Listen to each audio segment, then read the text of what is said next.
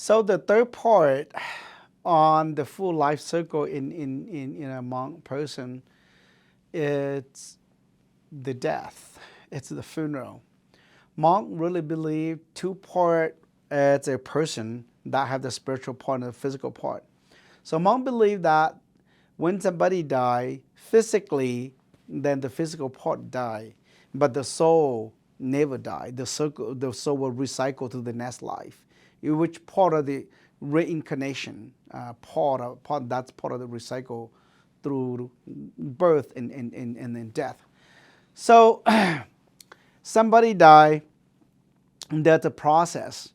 The first thing people will start looking for the funeral team, how we need a funeral team to conduct the funeral for a deceased.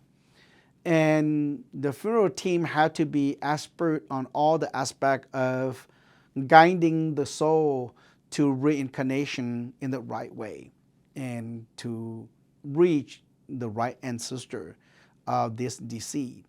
And so that's what involved the very first ritual. We involve Tauke. Tauke is a guiding way. It's a guiding the way person who know how to sing the chanting song of Tauke, and that would be the first piece. The second piece would be the Keng Tu Xia. So it's a master Keng instrument will blow that music, will guide the soul in the right direction. And then the third thing, then it's the first two pieces are much more involving spiritual connection. And then the third piece, then it's when inviting all the cousin, all the relative that connected to this deceased person to come pay respect and visit for the last time. It's Hmong called Ho Hua.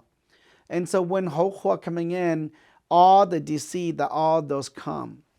But to process this individual in this lifetime, then there's a certain key people that involved in this to be able to stem her journey from spiritual world to from the physical world to the spiritual world. And those individuals will be her brother or his sister or his yeah, would be her brother or would be his sister. So let's say if the brother passed away, then the sister are the one that will come and give her the permission, him the permission. So beside the brother, then you will need somebody like the spiritual leader. Normally it's called the uncle. So you have the uncle, the brother, and also those spiritual leaders that are the key people that at the end of the funeral, those are the ones that will say, we approve that she passed and now she have the right to travel from this physical world to the spiritual world. And that is what the funeral. So the brother that will come is the same brother that in her wedding. That will be the one that come oversee. Remember in the wedding we talk about one of her brother will be the one that oversee her life to the in a lifetime. And let's say if this sister passed away, then he will be the one that come out to looking. Now it happened that he the one that passed away, then that sister will be the one that also come to make sure to be the last witness and approve that now you actually passed in this lifetime, you lived into your life. Now you have the right to travel to the journey to the spiritual world so that he or she will not get stopped through all the gates in the spiritual world system, preventing that individual to reach the ancestral land. And so they have to come and prove all that. So normally monk funeral will take place in a given 2 days to 3 days in a 24/7 time, involving a lot of invitation to, in monk funeral, basically open to the public in the monk community, that anybody can just walk in, you don't have to be invited. And so you need to go do your duty, part of like a public duty, that somebody in the village pass away, their funeral come up, you better show up. Otherwise, when your family funeral show up, nobody gonna show up. I mean, in your funeral, you have your family funeral, then the community will not come to show up in your funeral. And so part of like a public obligation that Hmong would do. Normally waiting in any other party, you wait for invitation. But funeral, Hmong do not wait for invitation. It's a part of the public obligation as a community that you have to attend, you have to participate, so that when you're facing a funeral, you can also get the same benefit of other public participation in your funeral. A funeral is the end of life celebration. Because at the end of life celebration, all of the ritual, it's involved in the three part of the person and in a human life. In a human life, the first part is about the creation, the history. And that, so all the song, all the thing, anything that play will involve in that. The second part, it's about the life that sends birth to the death of the individual. And then the last part is, the farewell part, is the saying goodbye part, that the deceased will move on to the spiritual world and will reconnect, reincarnation to the future generation of the family. So those are the three different parts of a funeral ceremony. So for example, the king instrument, you will normally, traditionally, the value system always mention about 33 songs. But each funeral may not play that 33 song, depend how much time, how much request by the family. And that 33 songs played out through the day. So count since the person died beginning funeral to the end, you probably complete either 33 songs or even more than 33 songs. Depend how many songs that we play throughout, how many activities we have through the day. Now each song have its own purpose. So most of the song, the very first Keng song, what we call Keng Tu Xie, that is talk about a life, a deceased life, the end of a life. Keng Tu Xie, that means the end of the life. Now that the end of the life of a person will go back to the history, the creation of the creator create life. And then we'll talk to the deceased about, since you born, the first day you born to the last day you live, and this what happened between in your life. And then now, the Keng Tu Xie, after that, the Keng Tu Xie will also guide the way for the soul to go to the ancestral land, to make sure she or he reach the ancestral land peacefully. After that song, this particular Keng Tu Xie song normally would take about 8 hours for the player to complete. And after that, then throughout the different protocol for the rest, then we have, before breakfast, the king have to blow another breakfast song. And then another lunch song, and then another song at the dinner song. The reason that is because now the DC cannot physically eat anymore. So only the king, music king, will be the one that offer, will invite the spirit that still wander around, saying, now it's lunchtime. You are in the spiritual system, you may not notice, but now it's lunchtime. I want to make sure invite you for your breakfast, for your lunch, for your dinner. And those are part of communication too, between spiritual and the physical. And so those are king role that play. The king also play as a welcoming and receptionist for the guests to come throughout the day. And all the relatives who come, they'll bring another king to come outside. And then so the king inside will also have to say, to do a receptionist, or to say thank you, or to do welcome for them to coming in. So it's just part like a guest come to your house, that you have to welcome the guest into the house in a positive note. And so, yeah, king, it play a major role. Now you see the guy that who blow the king, and then you see another guy who play the drum. The drum and the king always come together, and the king have to go with the drum. The sound of the king and the song of the king and the sound of the drum always have pattern that's suitable to provide support and energy and guidance for the soul to go and accompany the soul to go in the right direction to the ancestral land. And that's really crucial. So the king and the drum play a very crucial role throughout. It's a central instrument that the most crucial role throughout funeral. People can fall asleep, people can do other things, but king and drum have to make sure that it's operate on a daily basis. At least we have some activities going on. If we don't have anything, you'll hear king, you'll hear drum, because now is their time to come and to play king and drum to support the soul and the spirit. So the other major part of the saying goodbye or farewell in the funeral is Lu Tong Si or Hai Si or Hai Zi Sai. Now, Lu Tong Si, the term Si, it's Gong Hmong, and also it's part of the blessing, it's part of the processing the deceased life in from birth to death. So then you have all the connection to the deceased person to sit at a table. And so there's about 4 different parts in the Dong Hai Si. Dong Hai Si involved the very first part is to go back and to process this deceased life during his lifetime. Is he making any enemy, any friendship, he make any conflict and make anything that's not unsolved that before he died.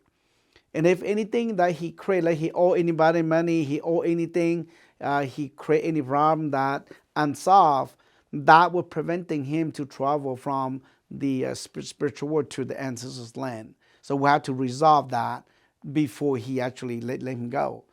And so you come back to process his life to clean him in a very clean way before he can go. So that it's called Chen Hua. Everybody come together, we process that.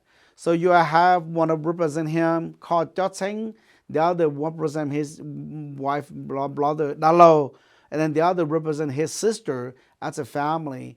And then the other is about all the people who come to do funeral services. Everybody come to awareness saying that, oh, it's he, and the important person this table is called the chief of the village. We call Sang Zi Lao. That person is the one that, just like a judge in a case, at the end, Zi Lao will be the one that actually signature and stamp say, you are clear, you are clean now, you get the green light to go for the deceased spiritual to go to the spiritual world. So that process will take about 4 hours. And then so after that, then when all this clear, when you process that, now in case it's trouble, then we have to do troubleshooting for those still living. If he owes so much money for somebody, then we have to process that in table. How do we gonna do after the funeral? How we gonna handle this? When you said all this, then Zilo would be stand up and talking to the deceased, say, in your lifetime since birth to today, you don't owe anybody, or you owe somebody, but we channel this way. We gotta have a way to solve. We don't want you to worry about life anymore. We want you to travel happily to your journey to the ancestral land.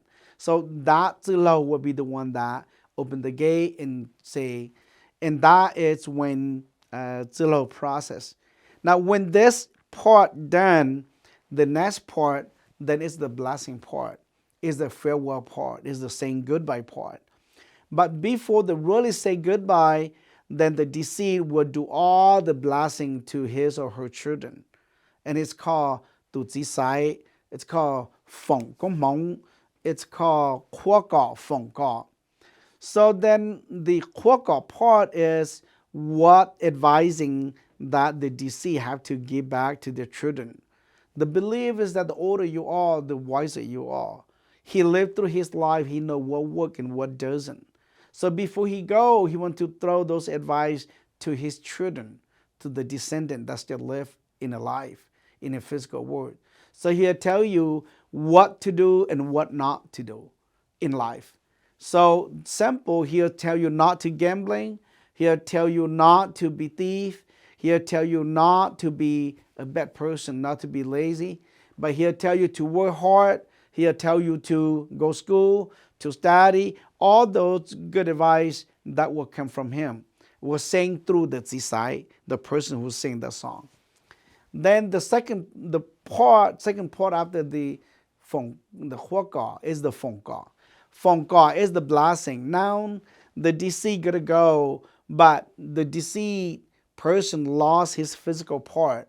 He cannot locate a good feng shui, a good location on earth. Hmong believe feng shui have that miracle power.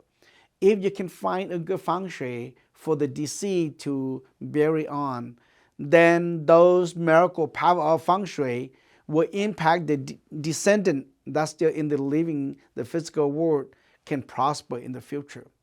And that is a very powerful belief in many cultures, not just Hmong, that believe in feng shui. So with that miracle belief, the Zisai was saying all those songs. Well, the DC were asking the children to go hire, to go pay for a good feng shui person, to looking for a good location to put his body to rest on, and so that the descendant can be prospered. So that is the second part. The last part is called farewell. In Hmong, we call Xinjai, which is goodbye, and saying goodbye. And in the Xinjai, he will talk about his lifetime as being father or being mother, raise all the children, the hardship that life go through. Now he's leaving. He was hoping that he can become reincarnation to the descendants of his children or her children, so that they can reunite the family in that way again. And that's a lot of song go through with that. Verbally expressed cannot contain those values of the song, because of the very poetry song that connect point to point that happen in life. And so that is the total of Lutongsi. Now, also the other part of the Lutongsi toward the end will also advise the children, saying, now the funeral is complete, and tomorrow you will bury your loved one. But remember, that is the physical part. You still have the soul release ceremony that are coming after 13 days. So after 13 days, you cannot do before 13 days. The reason, because you give 13 days for the deceased to go make friends, make connection, get all settled in the spiritual world. If you go asking him before the 30 days, he is so busy in his new life, in his new location, in his new town, that he cannot, don't have time to work with you.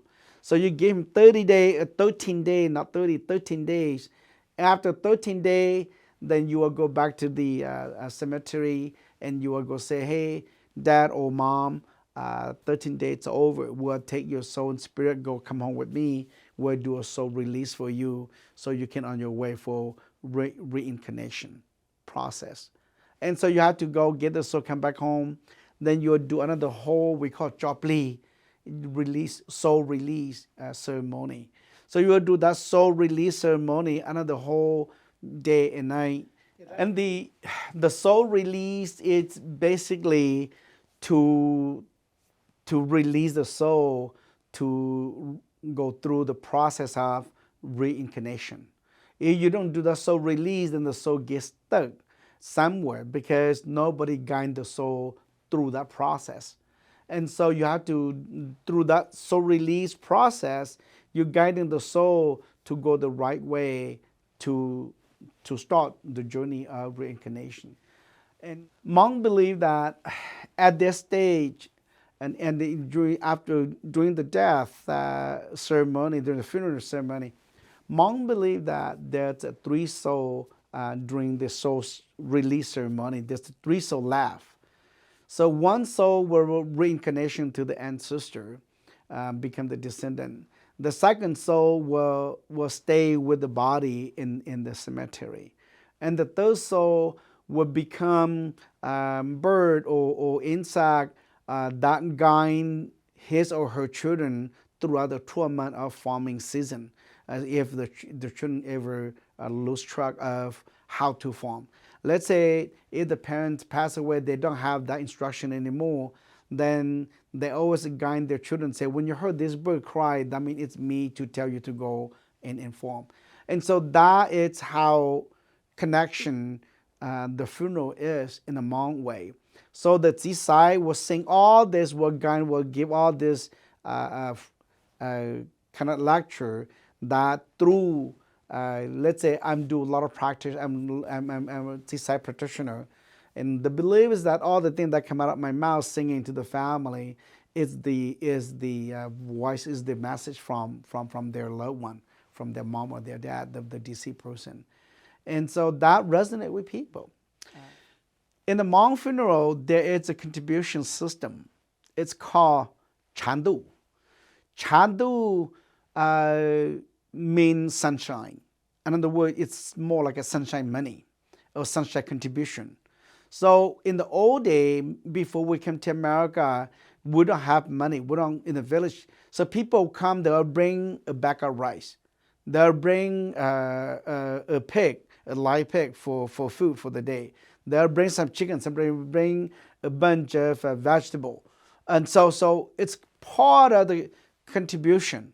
Now come to America, because we all work, we don't have those materials anymore, so people just use money to contribution for that sunshine donation. And so now it's known as Nye Chandu. So you can do Nia, you can bring water. I do a lot of funeral director in nowadays, in the last 20 years. You can see sometimes most people bring money, convenient, but some people will bring you a bag of rice and they go back in the traditional way. 2-3 pack of water or anything that to support the family. So Nye Chadu is not only for money, but also for any other materials that can support the family go through. So personally, for me, when I go through this funeral process, singing all night long this song, different song in different time of the deceased life. In the beginning, when this individual, this deceased person, before coming to earth, before we're born, after born to the parent, get married, give birth to all these children, wonderful children, beautiful family, and now death take away, break family apart, and saying farewell to all the villagers, to all the relatives, to all the children to earth, and saying goodbye. All that you have to really understand the whole system as a total system in order to hold your energy to go through. Because a lot of time I would get emotion before the children or the family, because I know exactly, I do so much that I can tell that if this will happen and this is happening.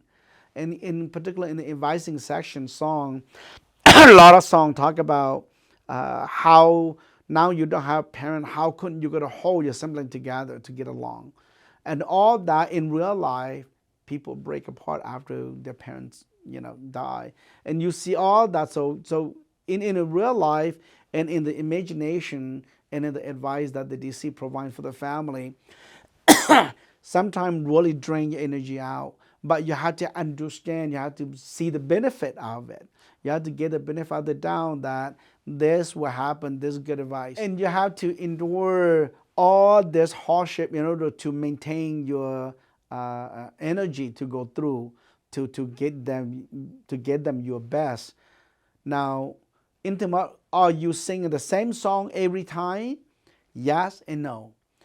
That's a framework that the song, let's say this is a departure song. It's always departure song.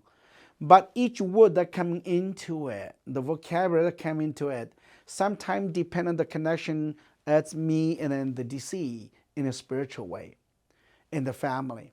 Sometimes you walk in the way that how family conduct themselves, really connected to their DC one. And when you just come do that observation, you see that, then all the word coming through your mind. That you say, wow, this family are suitable for this word, this word. That the normal vocabulary and language for singing those gospel song or those songs, those tsai. Sometimes you remember the words and you're trying to recite, but those words that you recite cannot like gone away. It come out of new words. A new word that you you never thought you never trying to memorize in your mind, and you never trying to say that I gotta say this, but it come out in that way, and that connect to the people better than the one that you're trying to recite. And so sometimes I think that is what the closest that come to me, that I say, wow, sound like a spiritual took over, or sounds like this word is chosen by the Spirit, not by me. Because the one that I chose is the one that I'm trying to recite. But it doesn't come out that way. Now, in the future, I think that Zisai will survive in the Hmong culture. I think that shaman will survive. But I think that the waiting is the one that probably will disappear sooner. Because now Hmong very busy in this generation, in this new life, that Hmong don't really have passion to and patience to work with waiting system. Hmong just want to get into the feeding part, eating part, picture, all that, and Hmong don't pay attention to the ritual piece of it. You go to any wedding, if you sing wedding song, people say, hurry up, don't sing too long. And so in other words, a lot of people in the socialization context, the waiting in the mainstream here kind of overtaking the traditional value. Yeah. And so you don't really see people trying to preserve, not the practitioner will preserve the culture, but the whole people will preserve the culture. And so cultural change will by majority, not minority. But funeral, what I said, the funeral was preserved because now you look at Hmong spend a lot of money for funeral. And funeral provide a stage to practice the best that it can be. You have microphone, you have the big audience, you have everything, people there 24/7. You have all the time to you have more attentive to do. Because they're in mourning, right. Where the wedding is right. That's not the priority. So then Keng and then funeral go together, they will survive. And you can see younger generation in Mekong, in Keng and in Sisai. Shaman always will survive, one way or the other. The new generation shaman speak English. They speak something else. Because now the spiritual had to adapt it to the physical piece. The format just changed. Right, the format changed, the language has changed. But the ceremonies the right. same. And so you can see a lot of things. I have very young shaman who are 12 years old and 13 years old and couldn't speak Hmong, but they're able to perform the shaman through a different song. They are singing Chinese song, they are singing a different song that were connected through the spiritual system to make it through. And so I see, so to me, I think that this practice, this culture will continue, but in terms of aspect, it totally will be shift, will be changing. I see a lot of shaman don't sacrifice animal anymore. Mm-hmm. They will use those Joshua paper, created a cow, a chicken, a pig, and then they'll use that non-life form animal to do that. And I totally understand, because in my life, in my childhood, I grew up, my grandma and I always go cut banana tree, built to be a pig, built to be a goat, built to be a chicken for my grandpa to do shaman. Yeah. And so it's a flexible mechanism that if we really take time to understand, this culture can practice anywhere, any given time, and as far as we want it to be respect and then allow it to play out, I think that it will survive. Yeah, good. Hey, David.